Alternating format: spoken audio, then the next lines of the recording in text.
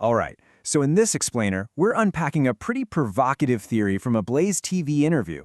It's this idea that there's been a decades-long shadow war against American presidents, and it all kicks off with a completely different take on a major moment in history.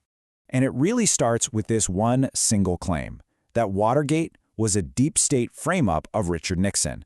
According to the source, everything we thought we knew about the scandal that brought down a president, it's wrong. It was all a setup. So, who's making this claim? Well, this whole perspective comes from an interview with Monica Crowley. And as noted, she's in a pretty unique position, right? She worked with President Nixon in his final years, and she later served in the Trump administration. So she has this direct connection to both of the key figures in this whole story. Okay, so let's get into part one, the deep state playbook. The argument here is that the blueprint for how to take down a president was actually written way back in the 1970s, but the story starts even earlier than that. You know, we all remember President Eisenhower's famous farewell address, right? Well, according to this source, that wasn't just some vague warning. It was a very specific alarm bell about the military-industrial complex. And supposedly, it was a lesson that his VP at the time, a guy named Richard Nixon, really took to heart. So before we go any further, we got to be clear on what the source means by deep state. They're not talking about some secret society in a smoke-filled room. The definition here is more about a permanent, kind of unaccountable security state, one that operates totally outside the control of the people we actually elect. All right, so what was the motive? Why would this so-called deep state even go after Nixon? Well, the source claims the security establishment was, and I quote, freaking out. Why? Because Nixon and Henry Kissinger were basically running foreign policy from the White House, cutting them out of huge deals like the groundbreaking opening to China. So what did they do about it? According to this theory, a military spy ring was created to spy on President Nixon inside his own White House. We're talking rifling through his papers, checking out his phones, and the source names a key member of this ring, a young naval intelligence officer. You might have heard of him, Bob Woodward. Okay, so how does the information from this alleged spy ring get out to the public?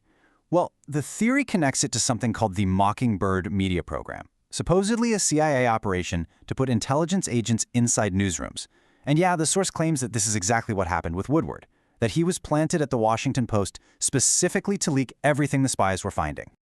Now, this is where the story takes a really crucial turn. The claim is that Nixon actually knew this military operation was happening. He knew he was being spied on, but he chose not to expose it. Why? The argument is that he fell on his sword to protect the American people's faith in the U.S. military, especially during the height of the Cold War. All right, let's jump forward a few decades. Part 2, Trump's counteroffensive.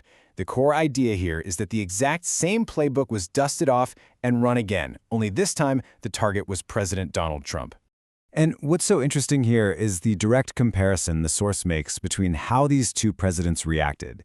You've got Nixon, who is painted as sacrificing himself to protect the institutions, and then you have Trump, who is described as having gotten wiser to how Washington really works and is now actively trying to take that very same system apart. So the big question is, how? How is he supposedly dismantling it?